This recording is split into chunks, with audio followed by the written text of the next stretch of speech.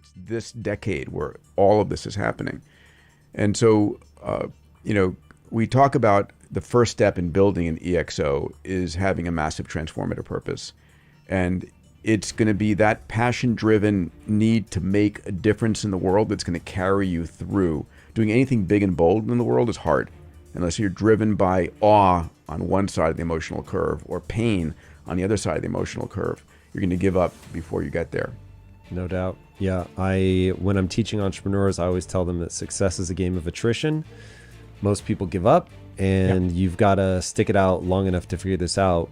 So that would be the old paradigm is that, sorry, go ahead. Yeah, I was going to say, in looking at what you're doing and what you've been building in impact theory, you do use a lot of the 10 attributes that follow an MTP, and it'll be fun to actually see which ones you're cranking on. Yeah, no, MTP is definitely our lead engine. We know what we're doing and we know why we're doing it. And that's a big part of the way that we attract talent, which you guys have talked a lot about.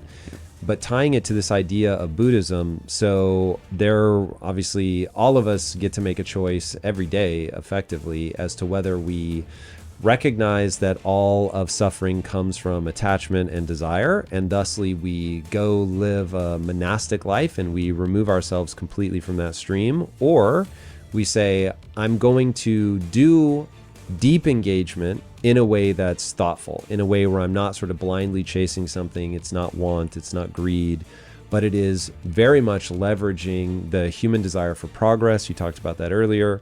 To see how much I can do with my life. That's something that really drives me, is I just want to see. I feel like I was given sort of an average hand at cards. I want to see how well I can play it. Yes. Right. And that's extremely intoxicating for me. It's just like, whoa. But that's just as powerful, right? If you're let's say you're an enlightened monk, there's two ways of doing it. You can go and meditate forever, or you can go into the world and be of service. And that's as a richer path, much harder path, because you've got to do stuff and interact with the world, which is messy and ugly, and you put yourself at risk and you put yourself out there. But when you can make a major difference in a particular problem, like you're doing, many of our communities are making unbelievable changes and transformation in their societies, their companies, their governments, their countries. This is where the beauty of life comes out. And we think that over the next decade or so, every company, every nonprofit, every government department, every impact project will be structured along these lines of these attributes, because it's just better.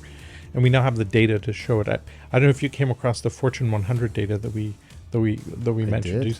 I mean, unbelievable, right? Could you summarize those? Yeah. So when we wrote the original book, I did a segment on CNBC Squawk Box, and we ranked the Fortune 100 against the EXO model.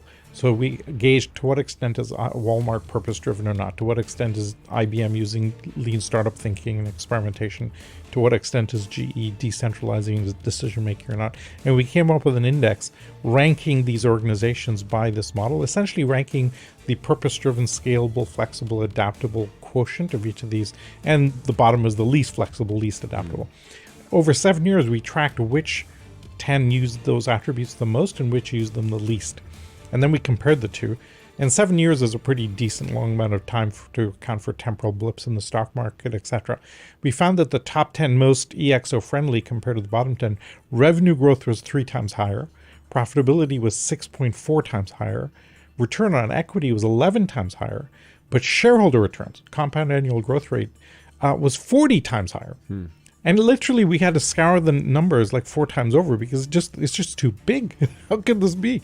And so now it's pretty clear that as we enter a more volatile world, your ability to adapt is going to drive market value. And we can measure this now completely.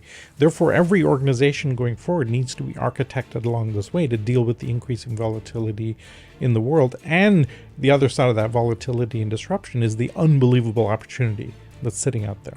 Right? And this is where I think the work that you're doing, Peter, is so important, because you're nonstop showing people the world is unbelievably abundantly full of opportunity. Freaking go get it. Go have some fun. So walk me through why does adaptation return so much more to shareholders, and what does one have to do to be adaptive? Okay, so let's take the car industry, right? You're chunking along making combustion engine cars, and you're incrementally improving those cars, 8 valves to 16 valves. Okay, you add turbo, you add anti-lock braking systems, etc., etc. Along comes Elon with the Tesla and goes totally different paradigm, right? Now you have two choices right there. You go, this is a joke, it's never going to work. Look at it, it's like the Kodak camera. The first version is clunky and it doesn't work so well, etc. And you keep trying to do things your old way. Over time, you're going to get wiped out because you're not adapting to where the world actually is, right? There's so many hundreds of reasons why an electric car today is much better than a combustion engine car. Now, it's taken the car industry 10 years. I would argue that until the Taycan came out last year, that the Porsche Taycan, Porsche electric car. I would argue that the 2012 Tesla Model S was still the most advanced car in the world until the Taycan, right? So 10 years it took them to respond. Well, the market cap, you can see the result there, the unbelievable loss of capability, leading edge thinking, etc. And you have the same thing happening in drones and in aircraft and other things. All industries are geared towards the status quo and trying to make incremental, and this is where you devolve to. Meanwhile, you have breakthrough thinking, breakthrough opportunity, and the recent explosion in AI capability just adds a rocket booster to all of that. So now we're going to see new companies emerge that are creating unbelievable value in very, very little time. And if you're a legacy organization, you have to figure this out. And we've actually figured out a tool set for this. We find that we've come up with a 10-week engagement that we run in big companies that hacks culture at scale. And we're able to solve what we call the immune system problem. So when you try anything disruptive in a big company, the antibodies attack you. Right? Finance, legal, HR, branding goes, you can't do that. The general answer in a big company, if you're trying to do anything crazy, is no. And we've learned how to switch that to a yes. And we've done it now. Don't just gloss past it, because even so, a company of my size, which contractors, et cetera, is a little over 100 people. Yeah. And there are times where I want to headbutt my own teammates. Yes. Because the heuristic we have is if you're over about 50 people, you have an immune system. Yeah. I've had that at the X Prize. I've had that every place, right? Because you're a quick start, you want to try things.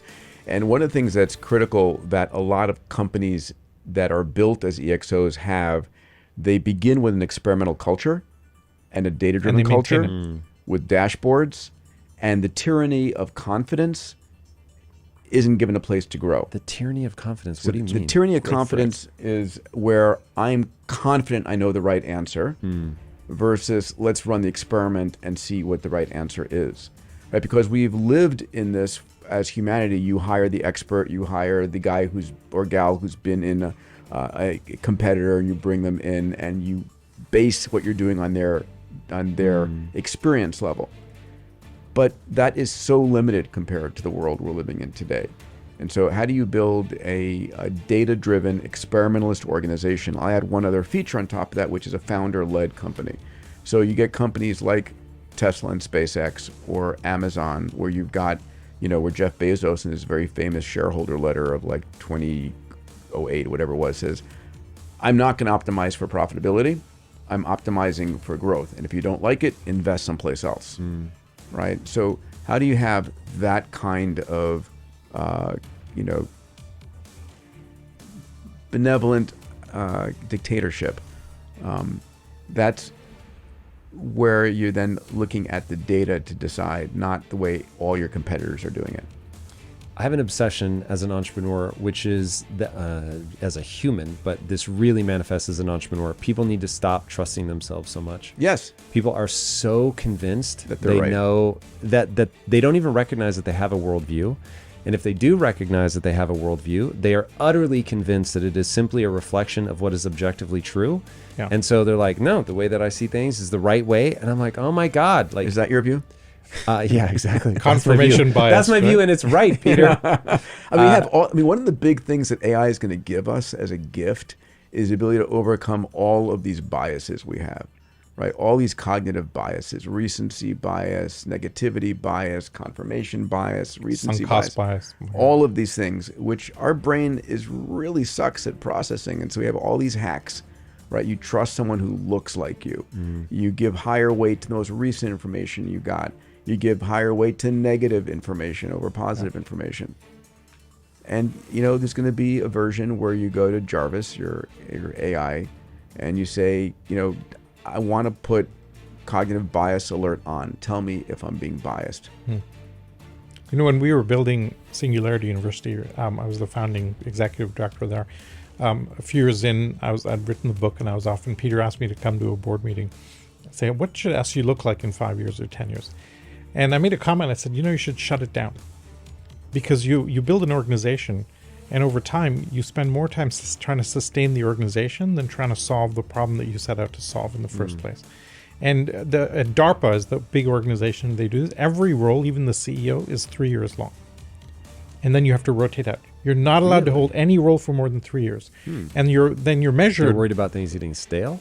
Stale, and therefore they keep things fresh. And your legacy is, what did you do three-year patterns ago, and was it good or not? So now you're always focused on the long term. You take out all the politics, etc.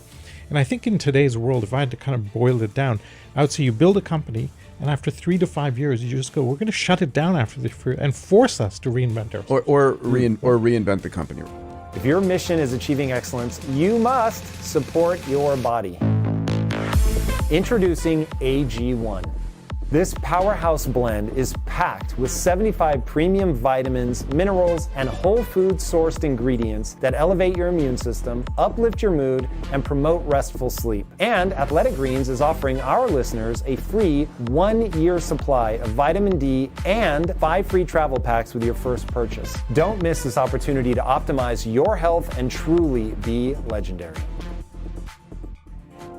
When the X Prize got won and we had Spaceship One fly, we held a meeting and said, do we shut it down, or do we reinvent ourselves into a platform? Yeah. And we did. And now we're getting ready to launch X Prize 3.0, which happened during COVID. I said, pulled the board together and said, this is a perfect opportunity for us to reinvent ourselves. And so I need to brief you on it, but we've reinvented X Prize, and I'm excited about that. And so you need to be constantly disrupting yourself. And it's tough because we're lazy in some ways. Yeah, you tell a story in the book about Elon walking in, seeing him all long-faced, and saying, what's wrong? Walk me through that moment. So I was amazed. So I've known Elon for 23 years now. And when Falcon 1, which was their first vehicle, failed on the first time, the second time, the third time, and it succeeded on the fourth time, they miraculously, and timing is everything, got a contract for the Falcon 9, which was a $1 billion contract. And had they not won that, they may not be here today, but they did. And Elon made an incredible decision that took guts. He shut down the rocket line that just began flying. And there were very few successful operations. He said, focus on Falcon 9. Falcon 9 is our future. And so that went on for some number of years. And I was coming into SpaceX and Hawthorne to have lunch with him. And he was kind of, like you said, long-faced. And I'm like, what's up? And he goes, I just figured out, Falcon 9 had been up and operating and doing damn well. It's the most successful launch vehicle on the planet by a huge margin, right? It's like very few, no countries compete with him. He's like the number one spacefaring power. And I said, what's wrong? And he goes, well, I just figured out the Falcon 9 is not going to get us where we need to go, meaning to Mars, right? He's driven by this MTP, this massive transformative purpose, making humanity multiplanetary, getting humanity to Mars. And I need to start afresh. And so that has become Starship. And then he goes on to make a comment that when Starship begins successfully operating, he's going to shut down the Falcon 9 line. Wow. Which again is like, it's like, I don't know what the analogy is, but it's like you're the most successful at the top of the heap and you're about to shut down that entire revenue flow. Now, whether or not he does or does not, that was the statement he made, but it's that mindset of focus, of absolute focus. I'm going to do whatever dedication it takes. To the big goal. Yeah. Okay, so as somebody who knows this intimately from the inside of the need to disrupt yourself or somebody else is going to do it, the willingness to look at something and go, okay, we're going to have to start this all over. How do you get your organization on board with that? Because the normal human is going to rebel against that you don't. massively. You don't. So the only model we found that works at all is to go to the edge of your organization and build a new capability, aiming into an adjacent area or a totally separate area, right? So I remember at one of the events at Singularity, Larry Page came to me and said, hey, I was the head of innovation at Yahoo before building out Singularity. And he came to me and said, hey, your unit at Yahoo is successful. Should I do an incubator model at Google? And I said, no, you'll have this immune system response. The more disruptive an idea we came up with in this incubator, the less Yahoo could handle it. And you're like, my job description is not workable, right? And so there was part of the result and lots of other inputs was Google X, which is separate going into it. They use hardware to go into adjacent spaces, Google Car, Google X, contact lenses, etc. The master of this model of going to the edge and doing something different is actually Apple. And yes, they have a great design capability and a technology supply chain.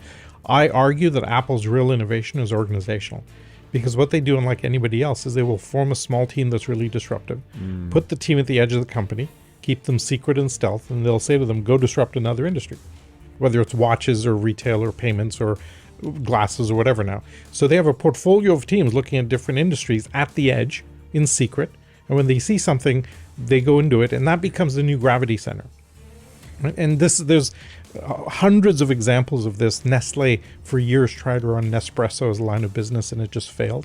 Finally, they set up as a separate entity on its own. Boom! Every hotel room in the world has an Nespresso machine. And so that's the only model that we've ever seen. There is one more, which is the dictator. It is the larger-than-life leader who says, this is what we're doing. If you don't agree with me, leave. Yeah. Do we have a good example of that? Well, Elon and Bezos Steve as Jobs. well, Steve Jobs for sure. It's like, it's the founder leader. It's very hard to do it in an older legacy company that's hired a CEO. But it's the people, when you have a strong enough MTP and the visionary has a strong enough MTP and they come to work for you, when they come to work for this vision, then they will have faith in you to make those right turns. All right, going back to mindset, how does somebody cultivate that in themselves? Like if you want to become that guy or gal, like what do you do? What is it that an Elon has or a Steve Jobs has that other people can replicate? So we close out the book with mindset, and it's the area I'm spending most of my time. And I'll phrase it like this for everybody listening. If you look at the most extraordinary leaders on the planet, Mahatma Gandhi, Martin Luther King, Elon Musk, Steve Jobs, Jeff Bezos, I don't care who's on your list, and you asked what made them successful. Was it the cash they had, the friends they had, the technology they had, or was it their mindset? Right? I think almost everybody would say it was their mindset. Your mindset is how you deal with challenges and opportunities. It's your reaction. It's how your neural net is wired. So the question is, if your mindset, if you agree that mindset's the most important thing a leader can have, an entrepreneur can have, what mindset do you have, first and foremost? Where did you get it? And then ask yourself the question, what mindset do you need for the world ahead? And so I posit there's a few key mindsets, and these are what I teach in my abundance community. First off, a curiosity mindset is fundamental. I know you believe this through and through. Aggressively. Can you go into a little detail on that? Like when you say curious, what do you mean? So curious is a willingness to actually dig and ask and have conversations. In the ChatGPT world, it's everything, right? So it's like, how do I use ChatGPT? Open it up and ask it. How do you and then ask the next question, the next question, next question. So when you have a kid who is asking you questions, go to your 8, 9, 10-year-old self in that and just be openly curious and asking as many questions as you can and going down the rabbit hole. Steve Wozniak calls it tinkering, right? We're in the organization. Can you just tinker and play? What stops people from tinkering or being curious? Time constraint. Quarterly targets. Yeah, doing stuff that they were told is important, not having the time, and I think falling into ruts. So a curiosity mindset, especially if you're an entrepreneur, is like one of the most important things that you can incubate and have. The second mindset for me is an abundance mindset. And the abundance mindset is there is nothing truly scarce. We can talk about this also as first principle thinking, and this is one where Elon and I have had lots of conversations about abundance and that there is nothing truly scarce, right? That your ability as an entrepreneur to take something that was scarce and make it abundant is what entrepreneurs do great. So, the perfect example is energy, right? We used to kill whales on the ocean to get whale oil to light our nights. Then we ravaged mountainsides for coal. Then we drilled kilometers under the ocean, right? Then we fracked natural gas. But we live on a planet that's bathed in 8,000 times more energy from the sun than we consume as a species. And here's the key point. The energy is there, just not in a useful form yet. So technology takes whatever was scarce and makes it usable. And abundant. So water is another example. We live on a water planet, for God's sakes, right? 2/3 water. Yeah, but 97.5% is salt, 2% is ice. We fight over 0.5%. But there are technologies transforming scarcity into abundance. And first principle thinking, I wrote about this in Future is Faster Than You Think. When Elon decided to make Tesla, he basically looked at what was the spot price of lithium and nickel, and could you get the cost of batteries down from first principle thinking? And the answer is yes, we can get it there, and therefore the cars don't have to be that expensive. And that led him to go forward. Long story there. So that's abundance thinking, that instead of, if you have a pie, my favorite example, if you have a pie and friends are coming over for dinner, instead of slicing the pie into thinner and thinner slices, which is a scarcity mindset, you bake more pies, which is an abundance mindset. So we're living in a world where you can bake more pies. Everything can be abundant. And I mean, my whole mission on extending the healthy lifespan is about making time more abundant for people. Probably going to take pies out of that equation. Yeah, if you're gonna live longer, unfortunately. I don't. With pie. Okay. Anyway, so an exponential mindset, a moonshot mindset, a purpose-driven mindset, and a gratitude mindset. Other mindsets I speak to, and we could talk forever about those. But there are mindsets that are important for us in this day and age. Yeah, I want to go back to curiosity. So when I think about what derails my team, I love them to death, but one thing that I've encountered over and over is when people's ego gets tied up in being right, and they're not just obsessed with finding the right answer. It's because I think they have not yet accurately identified the way the world works, which is that if you are obsessed with being right, you will be wrong most of the time. If you're obsessed with identifying the right answer, then you can actually make progress. And so, I mean, this was certainly the trap that I fell prey to in my early 20s. That is like a demarcation line in the sand. My life before, I realized that if I built my ego around being willing to stare nakedly at my inadequacies and figure out what the right answer is, instead of trying to position myself to look smart, that I could actually move forward. And I love that. That switches everything, because there's not only no emotional friction to admitting that you're wrong, there's like a little twinge of excitement of like, ooh, I've gotten this far being wrong, and now somebody's going to remove the scales from my eyes. Now I really can make this forward momentum. But man, I really for all the time that I spend on camera telling people how to think in this way, I find it very hard to get somebody who isn't ready for that to like hear it, make that switch, and change. If you guys have the magic words, I'd love to hear them. So actually, this is music to our ears in a sense, because organizationally, individuals are pretty good. We have a lot of tool sets for transforming individual thinking, Tony Robbins, NLP, psychedelics nowadays, etc., to change your own mindset. But the groupthink that comes inside an organization is really hard to change. And what we found in EXOs, the characteristics that add up to an exponential organization, by default, have it be embracing of this mindset. So one of the ways we talk about what we've done, in the same way that a Tony Robbins, you go in there and you completely change your subconscious state from A to B, right? From a scarcity to an abundance mindset, whatever. We're able to do that at the organization level.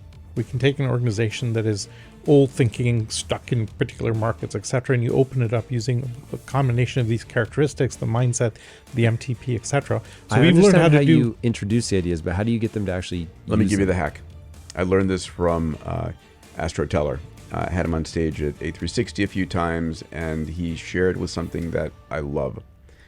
You're in the midst of developing a product. Everybody's absolutely sure of what's going on and how you're going to launch it, how it's going to work. And you hand out a piece of paper to everybody, and you say, listen, guys, it's 6 months from now, and the product has just failed, and you know why it's failed. Write it down. You know exactly why it's failed. Write it down right now. And you are incentivizing someone to actually flip their situation and look at the flaws and elevate those. And then you go around the room and review why people say it's going to fail. And if you got 2 or 3 people saying the same thing, you know, it's maybe you got to look at test that one first. Yeah. The other one we've come across that's a great hack is Amazon. They created something called the institutional yes. Have you ever heard of this? No. So they realized in any big company, it's really easy to say no. One of 20 people can say no, it'll kill the idea. Whereas if you're in a startup and you go to one investor and they say yes, you're off to the races. So how do you deal with that impedance mismatch? So they came up with a policy so that if you're inside Amazon, you come to me with an idea and I'm your boss, I'm not allowed to say no. My default answer must be yes. If I want to say no, I have to write a 2-page thesis as to why it's a bad idea and post it publicly. Brilliant. Right? So they've created friction and embarrassment to saying no. It's much easier for me to go, go ahead, you'll fail at the next level anyway. And actually, one of the outcomes of this policy was Amazon Web Services. Nothing to do with their strategy, not on the roadmap, but nobody could figure out how to say no to it. And now it's one of the most successful products of all time, delivering, I think, 75% of their global profits. Wow. Because nobody could figure out how to say no to it, right? So we found a collection of little hacks and cultural transformations in companies that allow you to basically operate in this new modality, being very curious, purpose-driven, constantly testing assumptions, using small, agile teams operating at the edges as autonomously as possible, and then getting the business of the organization done. Wow, I love that so much.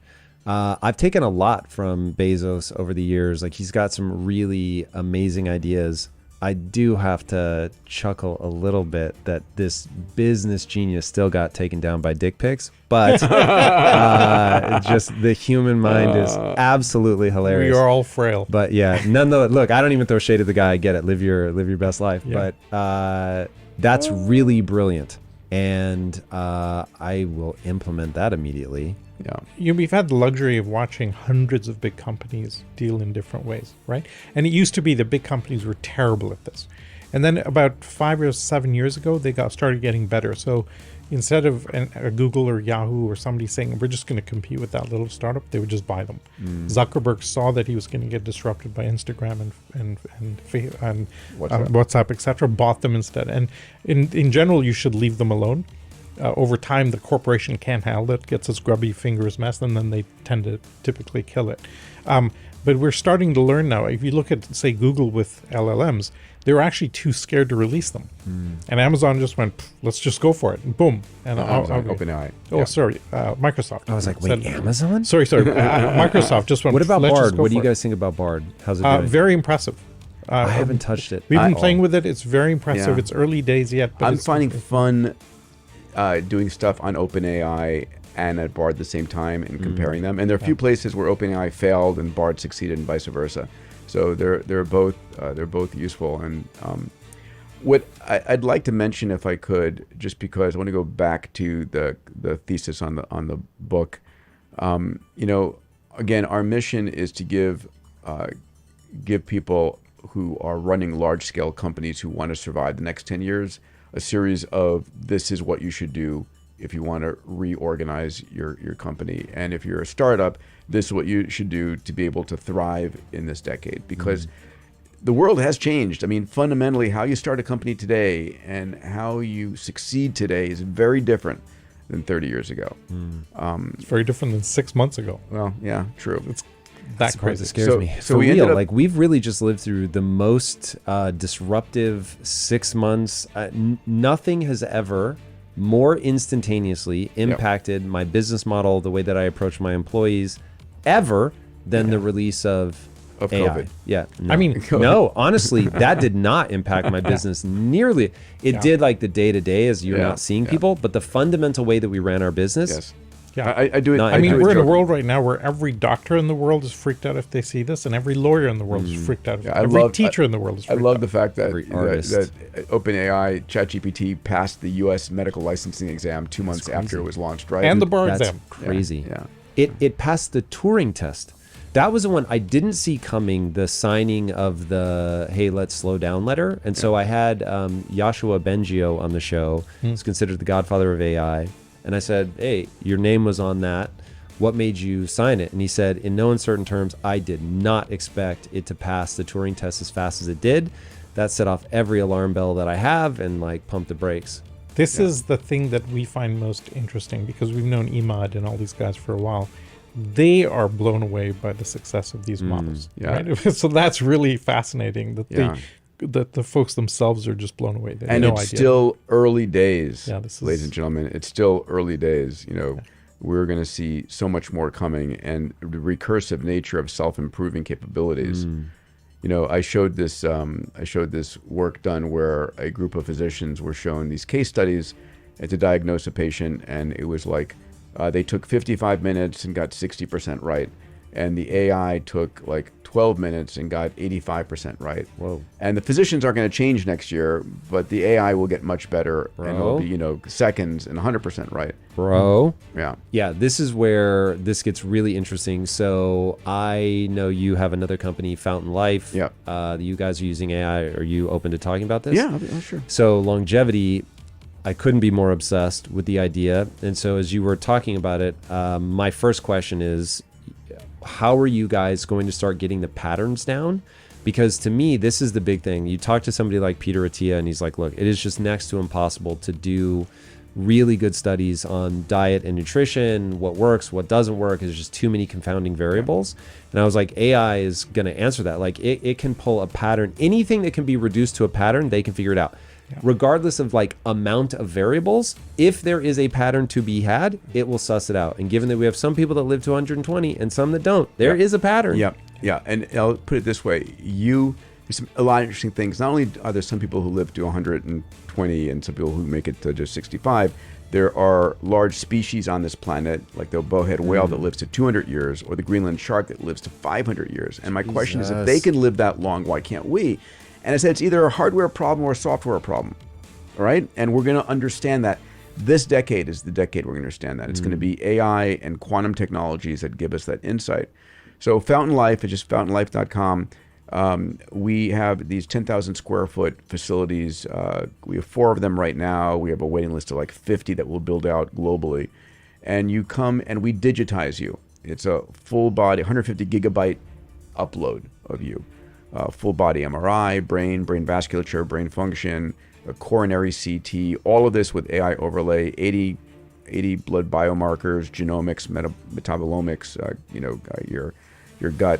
And then we do this year on year. This is not a one and done, right? So in the first time you do it, we're going to see, is there anything going on that you should worry about? Most of us are optimists about our health, and we don't actually know what's going on inside our body. Yeah, fuck. And by the way, the body's really amazing at hiding disease. Yeah, I'm going to put myself You in that know, category. it's like you think you're fine, but 70% of all heart attacks have no precedent. Dude, that one freaks me out. That the first symptom of heart disease in most men is death. Yeah, crazy, right? And 70% of cancers that kill you are not screened for. So it's this shit that drives me nuts. And so it's like an idiot not to be looking inside your body. And we used to not look because, well, if I find out, can I do anything? The answer is yes, you can. So you want to know. And so we screen people first, and then every year upload you every year. And it's looking for the patterns and what medicines. And we have a large corpus of data. And the AI ability to analyze that, to say with your genome, with your microbiome, with these meds, with this, there's going to be huge learnings out of this, right? And so I'm trying to build Fountain Life into an exponential organization. So I'm building around this book that we've built. And every company I'm involved with is like, we need to use these 10 attributes in the book. Otherwise, we're not going to be able to have the impact globally that we want. What are you going to tell the AI to look for? So right now, it's you don't have to tell it to look for anything. You have to ask it to find any kind of anomalous patterns. You're looking for it's data over time. So you're looking for changes. Tell me what's changed. Tell me what's changing, and tell me. So I'll give you one of the examples. We're building. This is a fun part about Fountain Life. We're building a brand new health insurance company on top of it. So if you get Fountain Life insurance, which is available today, your employees, insurance is a perverse business. Fire insurance pays you after your house burns down. Life insurance pays your next of kin after they're dead. Health insurance pays you after you're sick.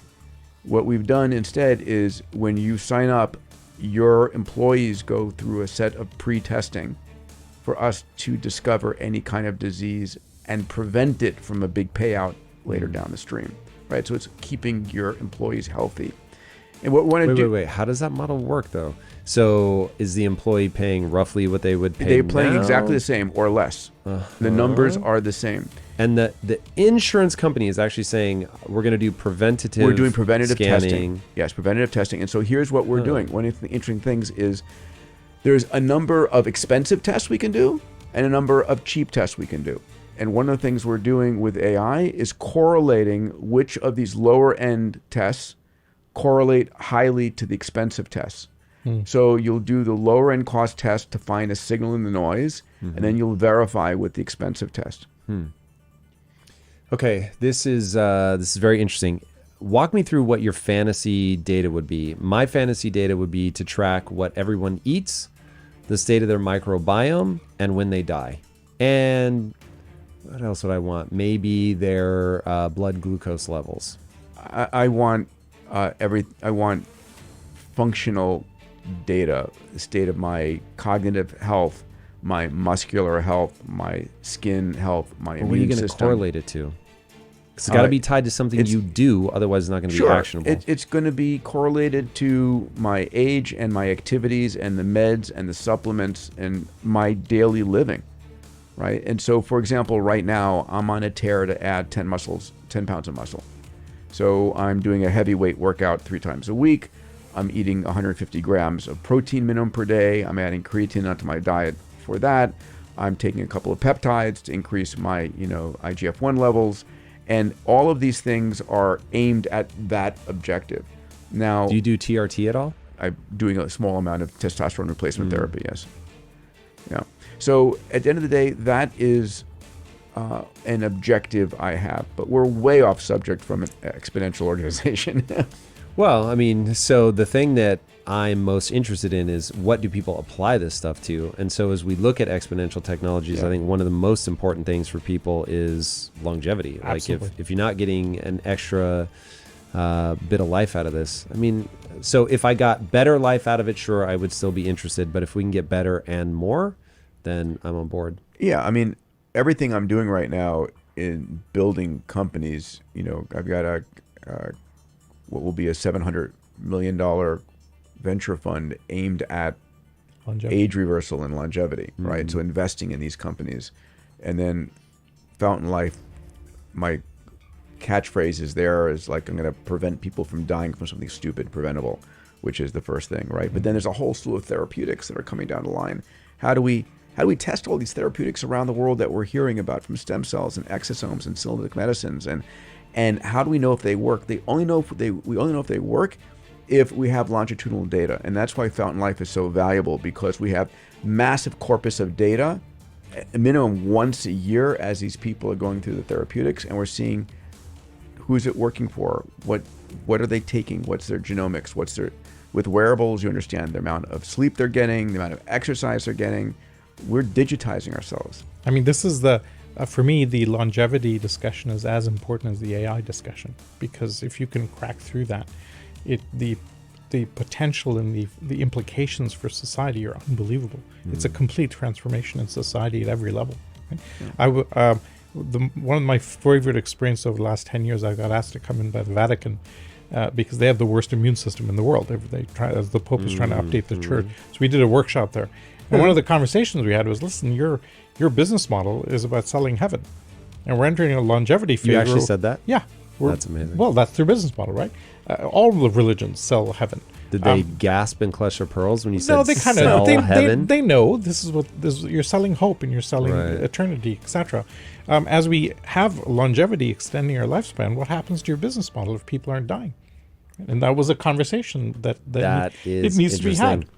Right. So I think the broader for one of the things I'm fascinated by is the idea that every institution by which we run the world completely changes now over the next 10 to 15 to 20 years. Because none of the institutions, regulatory, legal systems, healthcare systems, intellectual property is broken, education systems, all change completely based on these exponential technologies, the implications of longevity. And we have no feedback loop in those. Salim, what do you think happens when you die? I'm of the opinion that there's an energy, life force in us that then transcends and takes on some other. So I would fall into the reincarnation. In a conscious way? When you study the Tibetans, they've learned how to do it in a conscious way because they actually choose where they're going to get reincarnated into, and they have trackers. They've laid down cookies. Yeah, do you know this? No, this all sounds crazy. So do you know how they choose the Dalai Lama?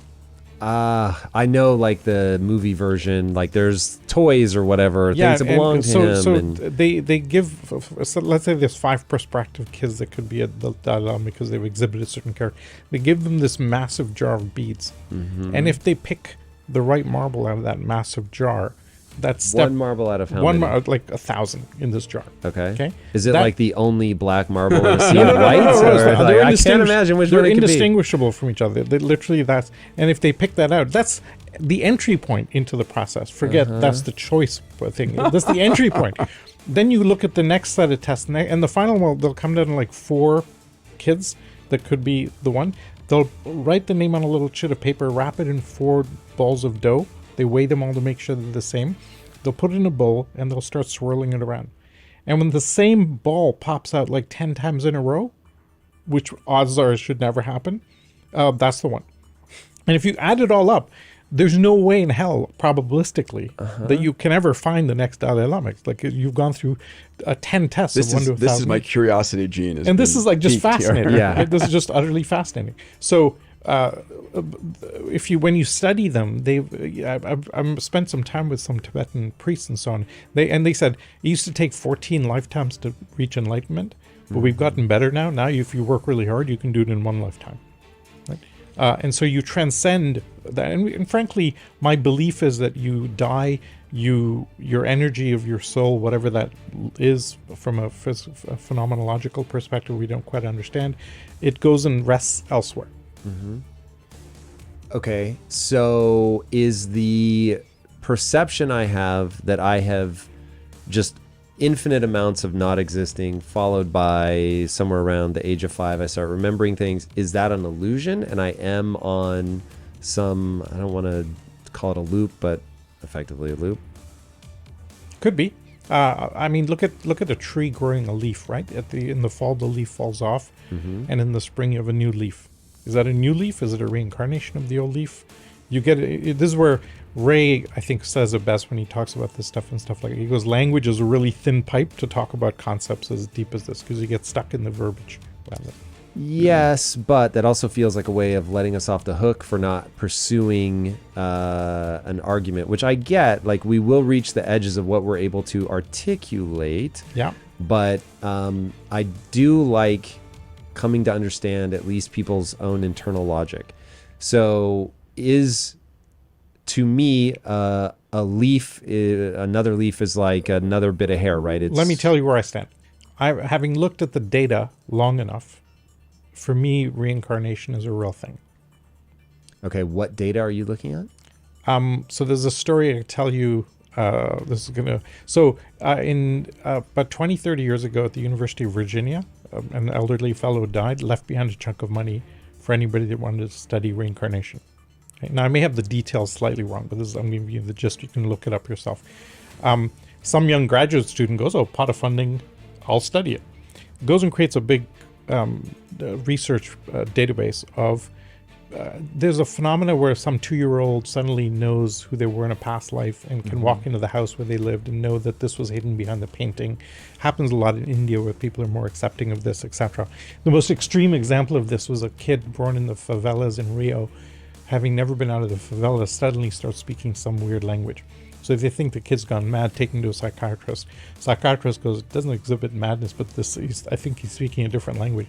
Take him to a linguist, and after a bunch of research, they find this kid is speaking a dialect of Aramaic that hasn't been spoken for 2,000 years. And the kid's never been outside the favelas of Rio. So there's a bunch of phenomena like this. The one that this guy focused on was this idea that at the age of 2 or 3, some little child suddenly remembers things and knows things about that they couldn't possibly have known. So he starts tracking this and putting this into a big spreadsheet.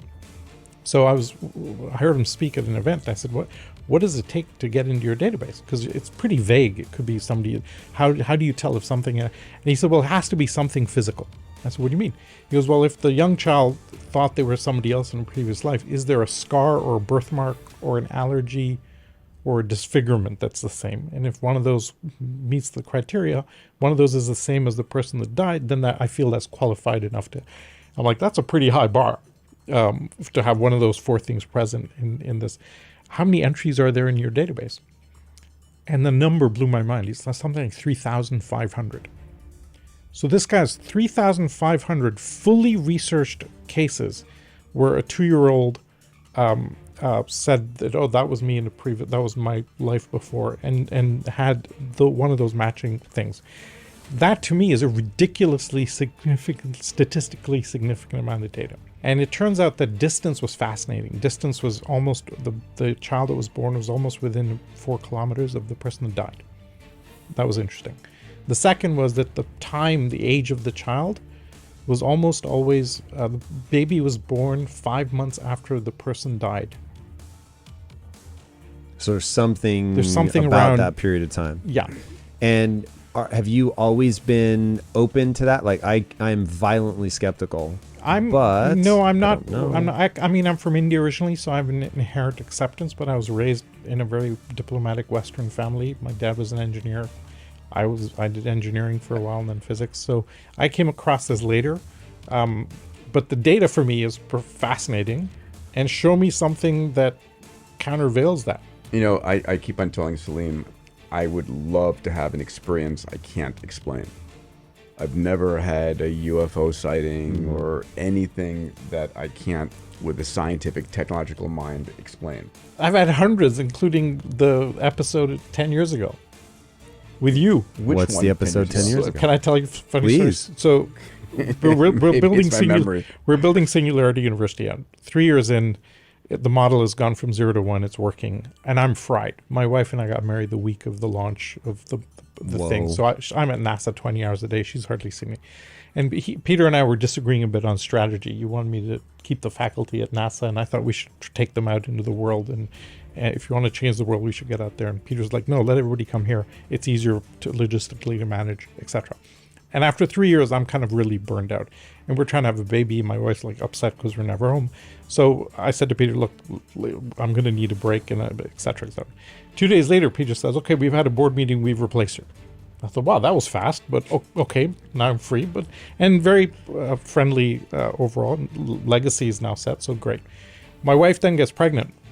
So I said to her, listen, we've had no alone time since we got married. Once the baby comes, that's gone. So let's take 3 months before I do whatever I do next and enjoy each other. And then she said, great, but I don't want to be anywhere near NASA. I can't explain this to any of my family and friends. They think NASA like the Bahamas. It's a big problem. So you pick the place. So she researches for several weeks, picks a penthouse vacation rental in Santa Monica overlooking the ocean. And she's a yoga teacher, so Santa Monica's ground zero for this. So we move in, put suitcases down. I go out to get a coffee, come back, and she's standing with her hands on her hips. She's very upset. She's like, what's wrong? We picked the wrong place. I'm like, what do you mean? She goes, well, I said, look at this vista. This is amazing. She goes, come to the balcony. She goes, see the house across the street right there with the bamboo trees? I'm like, yep. Peter's house. In the whole of LA. We're like That's next hilarious. Door, right? Now, if you tried to make that happen, you could not make that happen. Right? I call it karmic mischief. And if you think about it, almost every major thing in your life has happened because of a weird orthogonal experience. Yeah, but just think of the thousands of things that you didn't notice I understand. that actually I happened as understand. I well. understand. This is selection bias. I'm sorry. Maybe, but Carl Jung Yes. Yep. was very, very clear that there's a causal stream of reality that everybody can see, and you can link experiences A to B to C of consequence. And there was an entirely acausal stream of reality, like wormholes with things that are happening, etc., and that we couldn't see. And that Still was waiting his for those theory. aliens to come and take me home. But you've done some psychedelics. I You have. I've had some. I've unexplained had some stuff. great. Well, listen. Yes, but I still, in the normal universe that I inhabit, there hasn't been. I haven't seen anybody levitating, or haven't seen something that is like, that's miraculous. A coincidence, interesting, miraculous. No. Have you? I have not. No, I am very much what do they call that? Where materialist, like it's all cause and effect. The odds that our sense of that I control my life is probably an illusion, and that just all makes sense to me. Like if you had a computer that could track every atom since the beginning of time, that you'd be able to predict where we're going to be in 10 years, and you'd be able to replay the universe all the way back to the Big Bang. That just makes sense to me. And that doesn't diminish my sense of awe in the slightest. Like I look at... And by the way, I asked the question, if you knew with certainty that you were living in a simulation, would it change anything? And, No. And the answer is no. A, no. B, so you were talking about Project Kaizen before we started rolling. That's its premise, is that this is a simulation and it doesn't matter. It's still all the same. I think it's great. So if I could finish that story with this weird coincidence, I got to a point about 5-7 years ago where I was having not this insane kind of coincidence. It used to happen about once a year in my life, started happening quarterly, and then it started happening every 2 weeks. And I can barely process one, and the next ridiculous coincidence is on me. And I was freaking out because I was just like really messing with things. So I have a cousin who's done 40 years of Taoist meditation in the woods, etc. So I said to her, she's my resident understanding the universe person. So I said, help me with this. She's like, well, listens to me for a bit. She goes, well, duh. You've told the universe you're ready for anything. They'll give you everything. I'm like, wait, what? She goes, you have to come to an agreement with the energies in the universe to only give it to you when you're ready for it. I'm like, where's the manual for that? So she coached me on this, and you can do this. You can do, it's, if you did it at the fully reductionist level, it's creative visualization, right? You visualize what you want and things can happen, etc. We all do that. You do that. That's what the MTP is all about, right? You program yourself and your surroundings, your subconscious for the outcomes you want, and then those things happen. But those outcomes occur to a large degree because I'm outwardly communicating my massive transformative purpose. I'm telling the world, those people who gravitate to it are coming to me, and they're bringing things to me that are in line with that MTP. It's not like I'm just meditating in silence and the world is changing. But what you're actually doing is you're programming reality. Or I'm programming how I deal with reality. Both. Right? Reality is happening. And again, a mindset is how I deal with opportunity or scarcity. Someone comes to me with something that someone would be scared of, and I'm like excited about it, and I go in a different course than the other person. So I didn't know you'd done psychedelics. What was your response? So you guys have both done it, I assume. Yeah, I went into a, psychedelics not for joy or pleasure, but with shaman guiding, and I have done ayahuasca a number of times. I've done a combination of psilocybin and MDMA, but for me it was my DMT journeys that were the most significant. Have you done DMT? No, Bufo? I haven't done any. I've microdosed psilocybin to virtually no effect. So the DMT, which is also called the toad or bufo, dimethyltryptophan, I think is the Dimethyltryptamine. Was extraordinarily compelling, and it is a dissolution of the ego, and a connection with the universe that lets you know that love is a pervasive force, and we're all connected in that regard. And that I had my most significant visualization about if you ask me the question, what do you think happens after we're alive?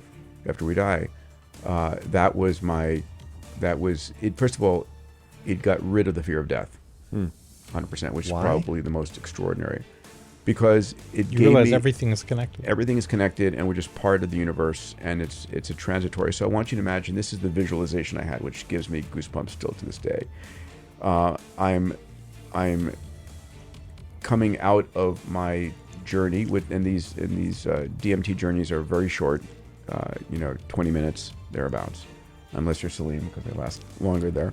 But let me finish. So I'm seeing this sea of energy, just like a frothing sea of infinite energy, a plane of energy in every direction. And I see coming out of the sea of energy 2 double helices. And they come out of the energy, and they're there, and then they go back into the energy. And that was it. And it was the realization, I can see it like it was yesterday, it's a realization of this infinity of creation and energy, and life emerges from it, consciousness emerges from it, and then re-enters it.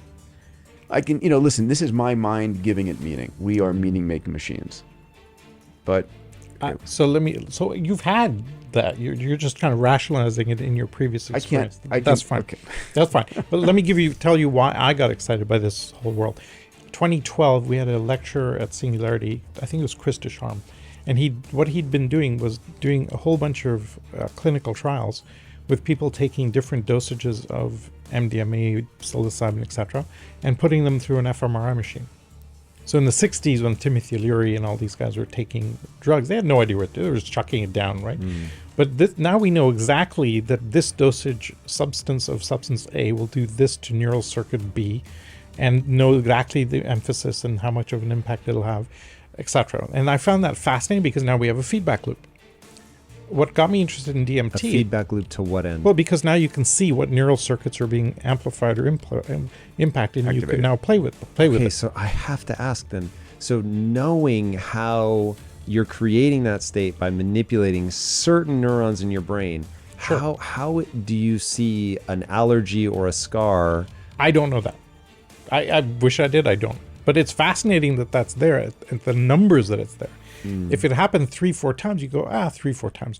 3,500 times, I got to start looking at that. And that's just the sheer numbers compel you to look at it a little more deeply. But so for me, let's look at what DMT does. DMT, what it does is suppress the parietal lobe, which is where your sense of self sits. When you can take a dosage of it, you suppress that parietal lobe, and you are now free to explore the higher realms of your consciousness that you didn't have access to before. So when DMT is going, is that all that's happening? Are there any areas that are more active, or is it literally just shutting off the sense of self? Unclear, but it seems the primary function is that it reduces the activity in the parietal lobe. I'm so fascinated by how many... And then you start looking at other areas. And now what's really interesting to me on top of that is it turns out there's lots of old practices. Whirling dervishes, when they do their Turkish spinning, end up with a DMT release. They now know that. Now, DMT is a natural. DMT is naturally occurring in in your brain. It gets released twice in your life, once at birth, once at death. So when people have a near-death experience, they see the white light. That's DMT releasing in the brain. Interesting. Right? So now they've found religious experiences. I'll hook you up, buddy. Almost all religious experiences are essentially you work the physiology of the body to a point where you have a DMT release. Tantra and Kundalini work results in that. They take ground energy, lift it through your body, and you end up with a DMT release. I don't take the DMT journey lightly at all. It's one of the most insightful, and again, I experienced it with reverence and awe, and as a means to explore myself and the universe in a different way, and I'm very thankful for it. Yeah, I'm very intrigued. I ask about this a lot, and by the way, I got to a point after it. I said, I'm just going to share it openly. I don't plan to run for president, and I don't care what anybody thinks about it. It was critically important to me. Yeah, it's beautiful. You met Michael Janssen a couple of days ago. yes, So one of the most fascinating things about him, he's one of the most present people I've ever met. And I said, how do you maintain this? Like, you have this incredible ability to just let things go, not worry about stuff, things happen. Everything just passes through him. and it doesn't stick. It's amazing. He just kind of releases instantly. And he couldn't answer, and I kept wanting to pull it out, and he goes, "Oh, I've done a hero dose a few times." I go, "Hero dose?" So normal dose, I guess, is 100 milligrams of psilocybin. A hero dose is when you do like 5 grams. It's like a factory reset on your nervous system. I'm like, "Holy crap, you've done that?" He goes, "I do it every year."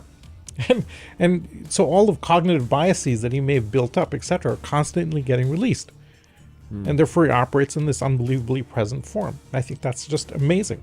And I'm completely impressed by the younger generation microdosing all the time. One of the conversations I've been having at home recently is the human species waking up, right? You've heard of these conversations, Sam Harris and all, right? I was going to ask you guys if you've heard him describe his heroic dose. And so when we talk about becoming conscious at a species level in the next foreseeable future, one of the questions that Kristen asked was, are we becoming conscious before AI becomes conscious? So this is an interesting conversation.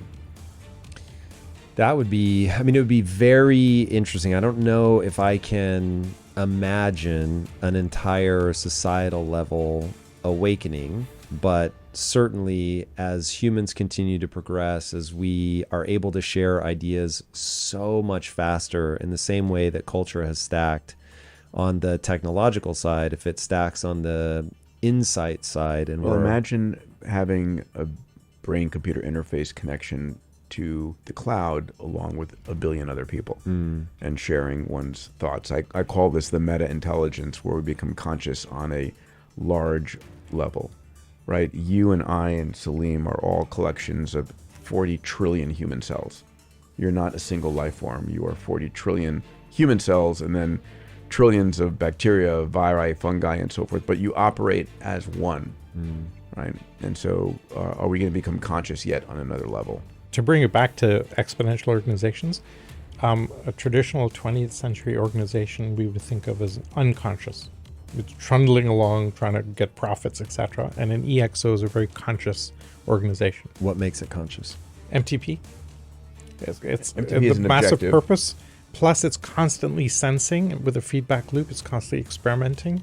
It's allowing its people to operate in a decentralized, autonomous way to make decisions on their own. It's like an amoeba moving around, sensing the world and little by little evolving. So I want to bring this back because I really want the community here to hear this, and I want to use impact theory as the example here. So there are 10 attributes that make an exponential organization.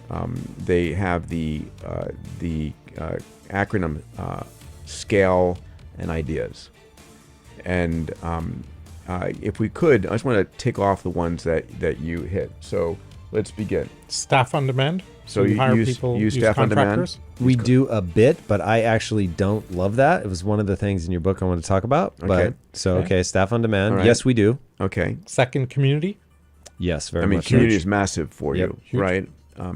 Third, AI and algorithms. Yes, aggressively. Aggressively. Fourth, leveraging other people's assets.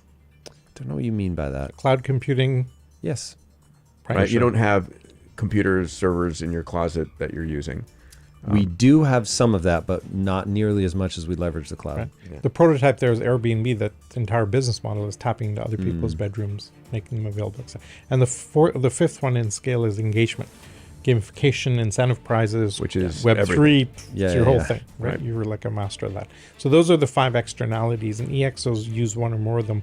Allows them to keep a very small resource footprint and then scale very quickly. Right? TED uses community very effectively, for example. Then there's 5 internal mechanisms that allow you to manage culture and drive the dashboard and the control framework of the organization. The first is interfaces to those externalities. So think about Uber's interface with its drivers, or Apple's interface with its App Store developers. It's an automated APIs. API-driven interface that allows you to programmatically manage the abundance on the outside and then add value to it. The second one is dashboards. And this is real-time business metrics to track what's happening in the And I assume you organization. use dashboards left, right, and center. Right. Not as much as we should, but for our funnels, yes. For your funnels, sure. And then OKRs for team performance and team management. We found as them. So those are dashboards. The E is experimentation, which is lean startup thinking, constantly testing assumptions, non-stop running of experiments, and a culture of risk-taking inside the organization. constantly testing the edges and seeing what works, what doesn't work, etc. The A is autonomy, decentralizing decision-making and allowing people to self-select what they want to work on as much as possible. Which is one of the hardest things for a CEO or an entrepreneur to do is say, listen, here's our mission. Our mission is 10 million viewers, whatever it is, doing this and this and this. We want to give you the authority and autonomy to go and work on projects that are aligned with our MTP. Go. Google does this a bit. The master of this, I should tell this quick story. There's a Chinese appliance manufacturer called Haier, H-A-I-E-R. They make like 55 million fridges and ovens a year. Jesus. Yeah, they're a huge company. 80,000 people operating in a classic pyramid form, command and control, hierarchical as heck. CEO one day decides, can't meet my corporate goals with this structure. Blows it up. Turns 80,000 people into 2,000 teams of about 40 people each. Each team has a P&L target, each team elects their own leader, and most insane, each team decides to do whatever they want to do. Now you go to any business school in the world and say, I want to make 55 million fridges, and they'll tell you need a ton of centralized demand forecasting, inventory management, supply chain, Turns out you don't. These 2,000 teams work autonomously like a beehive. Every team is deciding what they want to do. How do they decide what teams to keep? They don't. The teams decide on their own. You can't get fired. If your team doesn't meet its P&L targets, you have an issue. And the way they meet their P&L targets is they work on a product, and the revenues are pooled against that product. So when they literally can't imagine this. There's a whole book. There's a whole book written on this. It's an amazing case study. What's the book called? I'll get you the title. Please, the case study is Haier. And when they want to vote on when decide what features should we go in a new fridge, they vote. And 2,000 teams that are constantly outwardly facing with vendors, suppliers, partners, customers are come up with a much better decision than some product strategy team hold up with market forecasts and research groups, right? And so GE Appliances actually gave up and sold that whole division to Haier because they couldn't compete. Because you can do so much more with a decentralized organization. We're not quite ready for DAOs, but we will be over time. And you're kind of building one in its I'm not. I'm violently not building a DAO. Well, think about what you're doing, right, with your metaverse environment. Anybody can come in, self-provision, and play in that environment. They can play in that environment. Yeah. We're certainly trying to build things so that they can build in that environment. But that's a platform play. Like, I get platforms. Yep. And so our fantasy would be on a long enough timeline where, like, the YouTube of video games. That's right. So people can come in and build. We could go down a rabbit hole about how we're going to be different than Roblox, but we have a vision. Right. But leveraging some of that. But this is, like, I literally wrote before you started talking, the thing I want to talk about is how you leverage autonomy. So the way that we think about it at Impact Theory is, I want people to be able to make decisions in their area. Like, okay, your function is art, for instance. I'm not going to come in and turn you into a pair of hands. I want you to think for yourself. You understand our objectives. Go do the art thing. But we set the objectives as a company. Then the department sets their own objectives. And then the individual works with their supervisor to set it. Yeah. But this is not, hey, you're in a team of 40 and like, I hope you meet your P&L. Like, I can't fathom how you get to that. I have to imagine that this is never going to be the standard. It's non-trivial to implement, but when you can implement, it's very powerful. Let me give you two examples that bridge the spectrum. One is if you're an employee and you join Google as a new hire, okay? You're not placed on a team. What they do is go, you've got 6 months, float around, meet different teams, work with them, How do they decide to hire you? You have to hire for a skill set. smart. They hire basically. That's it. They're Intellect. super smart, I just and know we you're know we smart. need Python developers, so hire the Python developer. Now, do you work on Gmail? Do you work on Google Maps, etc.? What you do is you float around as that developer or front-end person or designer or whatever your skill set is, and you float around. You meet the different teams. You see where you have chemistry. You go, I really love what they're doing on Google Maps. Team seems to like me. They go, sure, come and join us. Now, if after 6 months you haven't found a team, bigger conversation, you probably don't fit there for some reason. But if you found a team after choosing over 6 months a bunch of different options, you're probably where you really, really like being, right? So now off they go. So that's one example of implementing this in the new hire model. The full extent of autonomy, I'll give you the example of Tangerine Bank in Canada, which used to be ING Direct. So they operate on this fully autonomous basis. They have no CEO, no reporting lines, no management teams, no middle management, no meetings of any kind. They literally operate on a beehive where each employee self-selects as to what they want to do. Okay. Now, you're a regulated bank. Canadian banks are very regulated, right? So what happens is when the marketing guy goes, oh, let's do an online promotion because he's self-selected, wants to focus on that, and they launch an online promotion, everybody floods to the phone banks and helps out getting phone calls. When it's regulatory reporting time, they all flood to the regulatory systems and fill out all the paperwork to fill out all the forms to show the Canadian government that they're viable. The most amazing example I've seen of this is Valve Software out of Seattle that makes the Steam platform. About 400 people, same ethos, no CEO reporting lines. So if I spot a bug in the software, I grab 3 people, we go fix the bug, we disband. Every employee self-selects what they want to work on. And it sounds completely like a joke, but they get more revenue per employee than Microsoft. They make a fortune. So it's very doable. Man, you have to start it. You have to start this. it with that principle in mind. Yeah, it's like physics. A particle born above the speed of light can't go slower, and below the speed of light can't exceed the speed of light. I think you have to. This is founding starting conditions for your company. Yeah, this is. I don't know what I find harder to believe: reincarnation or that you can do this. But look, I don't shut down emotionally. I'm very open. Everything that I know with perhaps just my limited skill set, that is a recipe for chaos, or you have to hit a certain size. Like when I think about Google being able to do that, there's no way that you can start like that.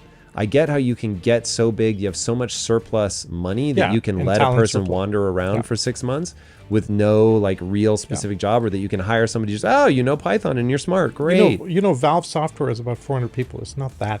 They're also the company, when you said, oh, we're doing a case study on Valve in the book, I was like, oh, you mean the company that couldn't get Half-Life 3 or 2, whichever it was, out for 15 years? I was like, yeah, I'm not surprised. But then you said that they make more per employee, so I was like, fuck. Yeah. So directed execution turns out to be non-trivial in these organizations. It's like DAO governance, right? It's an oxymoron. It's very hard to get. Chaos. Right. So, but in terms of resilience, unbelievable, because you cannot break that organization, because everybody's self-selecting. When there's a problem, they naturally find the problem, they go fix it. I think you need to hire for that. People need to absolutely have to hire. You can't have, Tony Hsieh tried for 3 years to implement that into Zappos, and it just failed. You can't bring it into this is why we say when you're an existing organization and you want to turn into an EXO, don't go through the nightmare of trying to transform yourself. Create new EXOs on the edge and let those slowly become the new gravity center. What was the example of the company? Maybe it was the washing machine company or the fridge company, but they literally were like, we're firing everybody. And then a third of them left, and they restarted with 2/3, and they did just fine. Zappos did that, and so did Hire. It was Hired that in the book? In fact, Zappos, when Tony Hsieh first suggested, he voluntarily said, who wants to move to this model? And everybody was like, yeah, this is crazy. We're not doing that. So then he went, we strongly suggest that you move to this model. Then finally he said, if you don't move to that model, you're fired. And even then it failed. Very hard to implement into a legacy organization. Did we finish the attributes?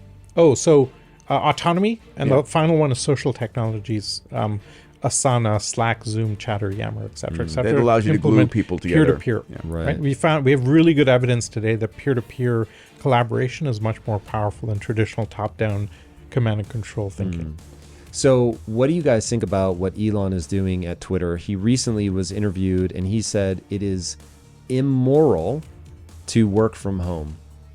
And I was like, wow. Yeah, we had this conversation yesterday about, listen, I miss having an office setting.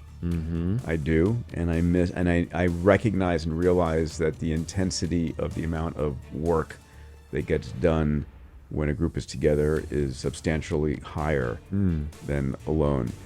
But, the flip side of that is the geographic arbitrage, that I can get access to talent that I might not otherwise get to move to Santa Monica.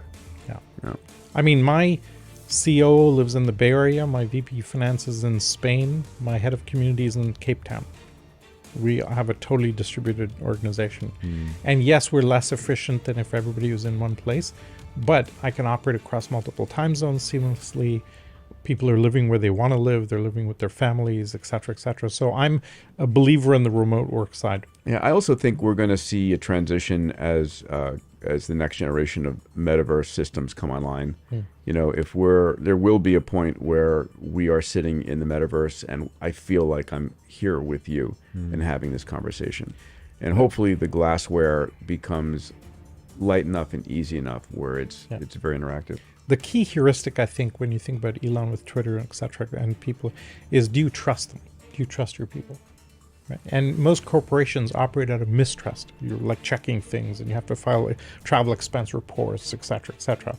And the entire structure is set up to mistrust you. And when we move to this new model of EXOs, by default, you tend to trust the teams to do what they're trying to do best. You're trying to trust. Trust over control, right? Trust beats control is one of the key implications. Jerry Mikulski, who's one of our community members, said this brilliantly. He said, scarcity equals abundance minus trust. It's interesting. For me, it doesn't come down to trust. I don't even want to have to think about the people on my team. I want to play my position. I want them to play theirs, and I never want to have to think about it. It really comes down to results and focus, and like you need, like this is going to be interesting saying to you guys, but you need some variation of the immune system in that the immune system will detect cancer. So yes, it can say no to things that it shouldn't say no to, but it can also stop the free riders. And the just reality is that you will get people using game theory to be like, oh, you can hide in this company and everybody can just do whatever the hell they want. You will get people that then just become selfish, and then other people look at that and resentment builds, and so you get other people. How do you deal with that? There's I'm moving all of my companies onto something called EOS, the Entrepreneurial Operating System. Mm-hmm. Is this formal? It is. It's something you can go look it up. Entrepreneurial Operating System, and what we do is we meet. And it's a process of thinking and running your organization, sort of like an operating system for a company. And we have what's called a 10X meeting every week with the entire group. We're reviewing our rocks, our action items, our dashboards, and everybody's got assigned specific actions. And it's not possible to hide in that regard. Right? If you properly implement OKRs, you really can't hide. And yet you can give people a lot of autonomy and they can go do their thing. But whether it's EOS or whatever the model is, it brings it together. So we have today very modern team and individual performance structures that allow us to handle that. You can hide in traditional organizations because there's 20 developers on some team and nobody knows really who the rock stars are. HR never knows. Yeah. One thing we've noticed, the particular indictment I would have is today's most big corporations are structured in a matrix structure. Products on the verticals, and they have legal, HR, branding, privacy, etc. And Terry Semel, when he was running Yahoo, made the mistake of putting in a matrix structure into it. And it's like that structure is great for kind of command and control, but it's terrible for risk taking and it's terrible for speed. Because every time you try and do something, you have to clear all those levels. So it was taking us close to a year to release some feature on Yahoo Personals. And MySpace was released, and Facebook was the killer here, where they came along and Zuckerberg said, if you feel your code is ready, take it live on the live site. We'll give you access to the live site. Your code better be good. Otherwise, if you take us down, you're fired. But the developers got such a sense of empowerment and autonomy from that. And wow, he trusts us to let us take our code live. They were rolling out features every week. Do they still do that? I'm not sure if they still do that, but that was what got them. That was what blew MySpace away, blew Yahoo away at the time. The early days of high risk taking for any entrepreneurial company is amazing. We don't have a legal department yet. We don't have an HR department and yet. Over time, power accrues to the horizontals because they have no incentive in saying yes. And so when we coach CEOs, we basically say, take all those horizontal layers and every 3-4 years, just blow them up and reinvent them. So tell me, where can people follow along with you guys to learn this stuff in detail to get help executing? We built a community around this whole model it sits at openexo.com, and people can go there. It's free to join. We now have 24,000 consultants, entrepreneurs, innovators in 140 countries that are using these models to apply them. To come join us on the masterclass. Yeah, either join us live on the 6th or get the masterclass in the book and the AI afterwards.